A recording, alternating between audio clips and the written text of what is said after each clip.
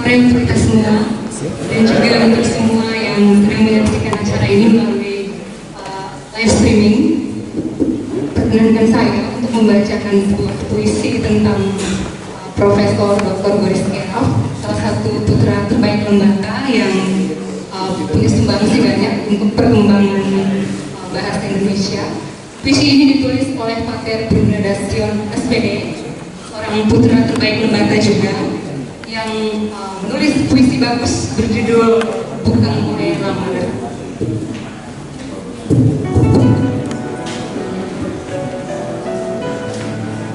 Gregorius Raffi Karloff. Untuk apa bagi kami semua yang jejakkan kaki di tanah bernama lembaga? Pergimu telah lama, seolah tak tersimpan dalam garda kenangan dan ingatan. Namun dirimu yang terlahir dari rahim lembaga, kau matahari, memang tak bisa dalam ketakutan. Kembali terbit di langit sejarah Kabupaten Pulau dengan bendera kebijaksanaan dan kecerdasan yang tak pernah luntur di dalam gerik deraan waktu. Dirimu adalah sebutir gandum yang ditabur, kini menghilang. Namun akar yang telah kau tumbuhkan tak pernah tercerah. Daun-daun tak kenal musim gugur, mekar sepanjang musim, dan buah-buah selalu bernas tak kenal waktu. Hari ini kami menyambut kembali sambil tetap berteriak pahlawan bahasa.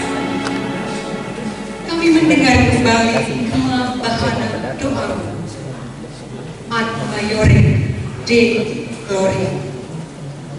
Itulah prinsip hidup, itulah tujuan seluruh tugas dan pekerjaan akademik. Itulah kesejatian sebagai orang pintar. Itulah tanggung jawab sebagai seorang intelektual. Hidup bukan untuk memuliakan diri, bekerja bukan untuk menimbun uang dan ketamatan. Semuanya hanyalah untuk menyadari kerendahan hati dan ketulusan jiwa di hadapan Allah. Membawamu kembali dalam ingatan adalah tanggung jawab kami, sebab hidup dan karyamu membakar harap dan percaya diri kami semua bahwa lembaga atau pulau-pulau kecil lainnya yang tersebar di santero Nusantara boleh menjadi yang terkecil seturut takaran angka timbangan, tetapi manusia yang lahir darinya adalah yang bermartabat, berpengetahuan luas, kokoh tanggung jawabnya, dan kaya kebijaksanaan. Dalam takaran ekonomis, orang lembaga dan orang-orang di pulau-pulau kecil lainnya boleh dianggap terbatas dan miskin. Tapi dalam takaran kepandaian, mereka juga memiliki kedahsyatan berpikir yang dapat mengubah Nusantara dan dunia menjadi lebih baik dan lebih manusiawi. Merayakan kehadiran adalah sebuah pencerahan, mengingatkan kami untuk tetap merengkuh cita-cita agar boleh terbang tinggi mencapai yang dikira tak tergapai, sebab Cita-cita adalah juga sealir sungai yang dapat mengubah padang gurun menjadi eden kebahagiaan. Merayakan kehadiran, membangunkan kami dari tidur kemalasan, memandang jauh ke batas-batas lautan, mencoba melangkahkan kaki ke depan, agar jalan yang tak pernah ada bisa terbuka. Sebab yang dicari akan ditemukan kalau kami tak malas menerobos lebih jauh dan dalam dengan percaya teguh pada diri sendiri. Mazmur peninggalan nenek moyang lama lerang, amal dengan olah kai katode tai. Nenek moyang meninggalkan legasi budaya. Budaya itu harus kita hidupi. Dirimu menekuni budaya lama lerang, mematrikannya ke dalam morfologi dialek lama lerang, disertasi doktoral yang engkau sajikan pada Rabu 22 Februari 1978 di hadapan Profesor Dr. Mahar Marjono, Profesor Dr. Amran Halim, Profesor Dr. J.W.M. Terham, dan Dr. E.K.M. Masinargo. Ini juga sebuah mazmur bagi kami, jadi memento bagi siapa saja bahwa pengetahuan dan kebijaksanaan selalu berawal dari kampung halaman, berakar pada kebudayaan sendiri.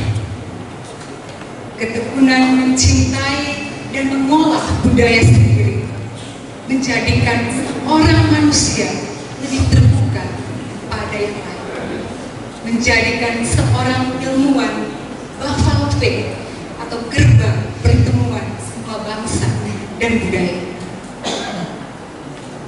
Semoga kami menjadi manusia pencinta budaya sendiri sambil bersikap terbuka untuk belajar dari budaya lainnya. Kami belajar dari Gregorius Pravigeraf. Ilmu adalah santapan yang harus disajikan dengan sukacita di atas meja makan kebersamaan manusia. Ilmu itu harus berdaulat dan bebas, yang harus menjadi hak semua orang.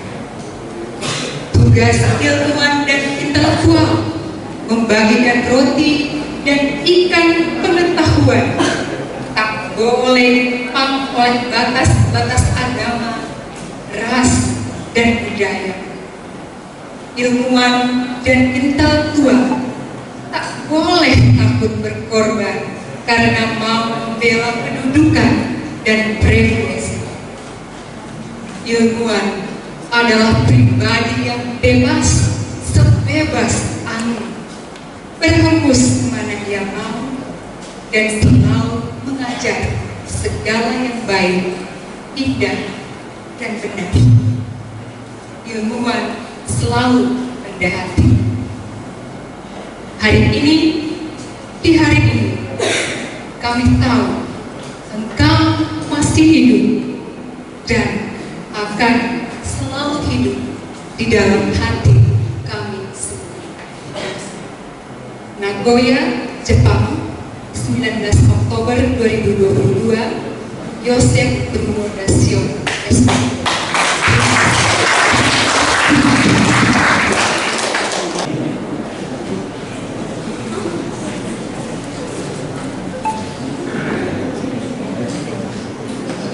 Siang semuanya, perkenalkan saya Adi Kera, anak kedua di kakak saya.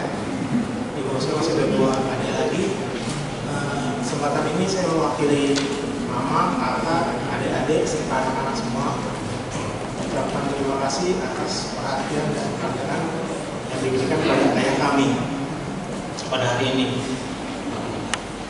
Kami merasa bangga, bahagia, dan juga berterima kasih sebesar-besarnya atas wacana penggunaan nama ayah kami, Profesor Dr. Boris Keraf, pada gedung perpustakaan daerah Kabupaten Lembata.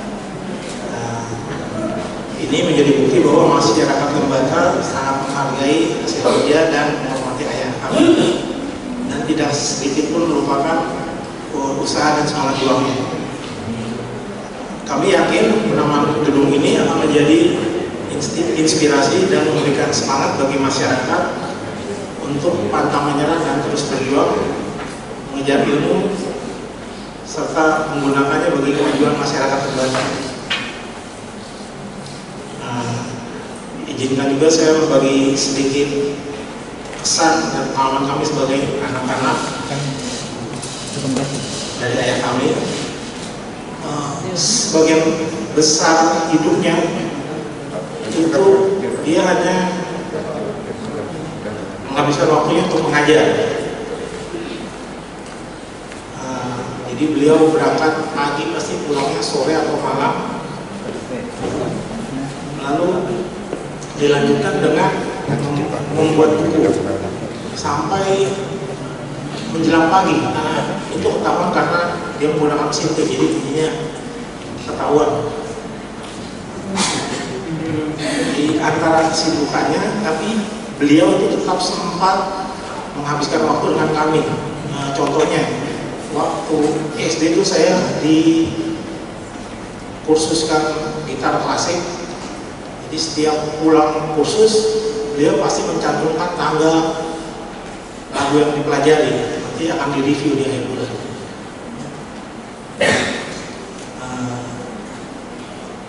Keluarga kami, keluarga yang sederhana. Bagi yang pernah ke rumah kami masih tahu, rumah kami juga sederhana, mobil tidak bisa lewat di depannya, tidak ada barang-barang mahal di dalam rumah, jadi kami nggak pernah kenalinya. Tapi kalau soal pendidikan, ayah saya itu nggak pernah membatasi. Jadi contohnya,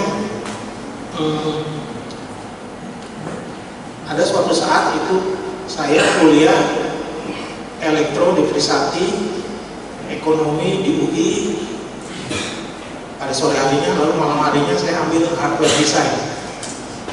Itu beliau tidak pernah keberatan membayar.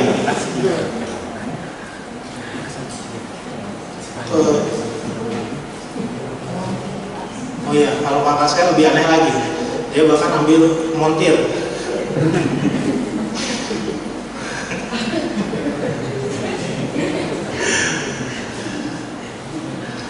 Lalu memang kalau untuk kuliah memang saya selalu bersemangat, tapi semuanya pupus ketika setelah menikah, nggak boleh lagi kuliah sama istri saya di ladang.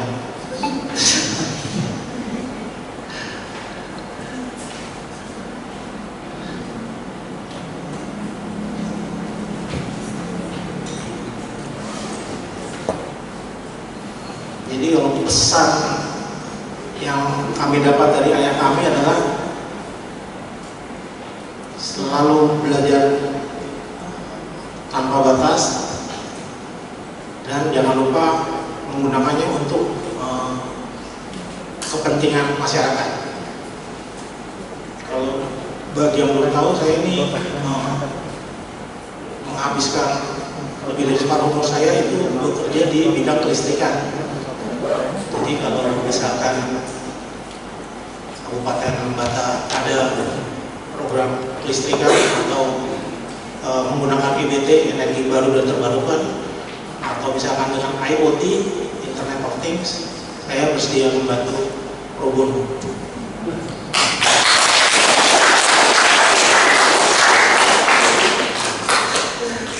Saya tidak ingin berbicara panjang lebar lagi, jadi izinkan saya untuk mengakhiri sambutan ini. Sekali lagi atas nama keluarga, saya mengucapkan banyak terima kasih, dan semoga gedung perpustakaan ini dapat menjadi fasilitas yang benar berguna bagi perkembangan Kabupaten Lembata yang kita kita cintai. Terima kasih.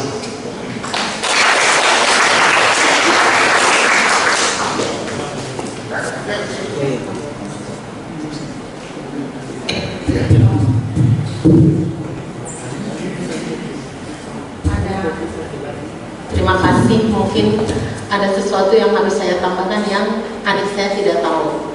Jadi saya waktu itu sudah lulus di farmasi UI sebenarnya. Tetapi tahu ya, orang Flores ini kan kadang-kadang orang tua agak menjajah ya. Jadi kita tidak bisa berpendapat. Jadi waktu itu kebetulan saya lulus di Trisakti dengan beasiswa untuk kedokteran. Jadi waktu itu ayah saya sedang melanjutkan studi kalau nggak salah ya di Amerika, terus memesan kepada kakak sepupu saya yang Saudi Arabia, bilang saya harus pindah ke kedokteran karena Lembata belum ada dokter. Jadi waktu itu seperti itu kurang lebih. Jadi waktu kakak Sony jemput saya, itu saya ingat di beca saya nangis terus itu. Saya bilang saya tidak suka kedokteran karena saya tidak mau menghafal.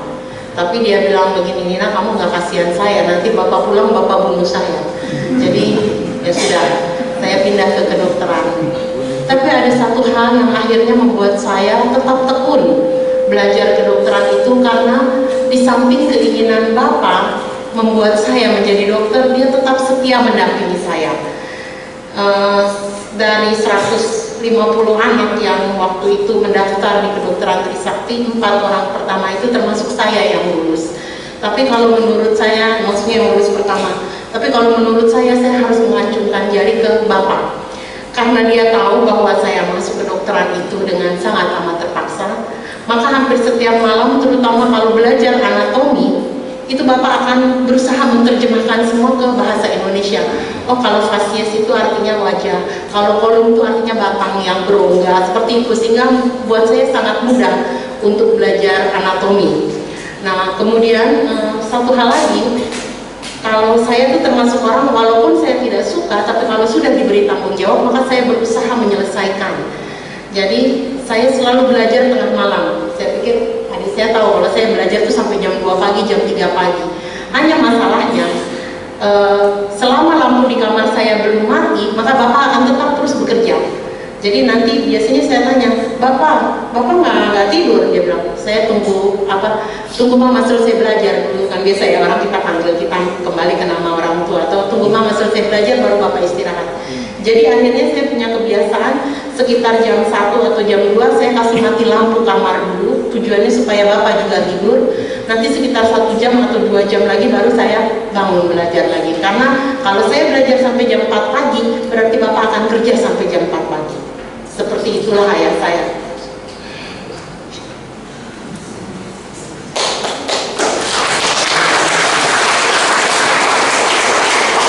Selalu luar biasa. Jadi waktu kami sebenarnya semua tidak tahu bahwa bapak itu begitu cukup terkenal untuk seluruh Indonesia. Waktu bapak meninggal itu saya kaget, saya tidak PTT di sini, saya pulang, aduh kok banyak kamera, banyak kru TV di sini, begitu. Dan ternyata pada saat banyak yang menyalami kami itu nanti omong di mama, karena kebetulan kita mendampingi, bilang, terima kasih karena Pak Guris belum bantu kami di sini, terima kasih Pak Guris yang membuat saya lulus. Terlalu banyak ucapan terima kasih yang kita tidak pernah tahu bahwa bapak sangat membantu. Dan tapi saya pernah ingat bapak pernah bilang, kita orang NTT itu sering tidak diperhitungkan pada saat itu ya, sehingga untuk semua anak NTT harus bapak bantu supaya mereka bisa, karena bapak tidak bisa bantu dalam hal yang misalnya yang berlebihan bagaimana ya. Jadi hanya membantu supaya mereka bisa cepat sekolah, bisa menjadi anak-anak yang pintar. Nah, sebenarnya saya termasuk malas mengajar ya, tetapi saya saat ini memang karena harus mengajar namanya koas, dokter-dokter muda, karena saya dokter spesialis penyakit dalam di Rumah Sakit Yohanes, jadi kami wajib untuk mengajar siswa-siswa kedokteran ini. Nah, karena jujur saja karena ini ya, karena ini akhirnya saya kemarin ditawarkan untuk mengajar di farmasi Universitas Citra Bangsa. Jadi saya pikir, demi bilang memajukan masyarakat NTT ya, akhirnya saya terima juga ya jadinya. walaupun setengah mati naik sampai lantai 5, lutut juga setengah mati ya di hari tuanya. Tapi ya demi masyarakat anak-anak NTT terutama kasihan juga ya, dalam banyak hal saya harus mengatakan yang sejujurnya bahwa anak-anak kita dalam masa menganalisa, mengkosakata, mempresentasikan masalah sebagai mahasiswa itu ya masih agak kalah ya dengan mahasiswa di Jawa. Tapi dengan melihat begitu banyak orang-orang kita juga yang sangat amat berhasil di luar sana sesudah keluar NTT, saya pikir kita semua wajib membantu anak-anak kita supaya mereka bisa menjadi anak-anak yang luar biasa cerdas dan benar-benar bermanfaat bagi masyarakat dan negara. Terima kasih.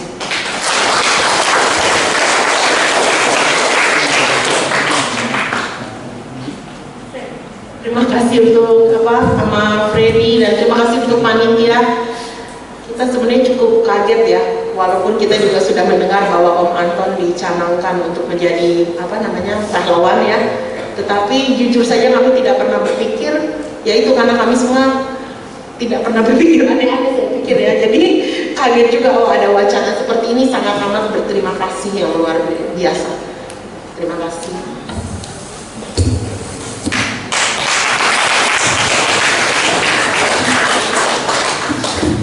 Baik, kita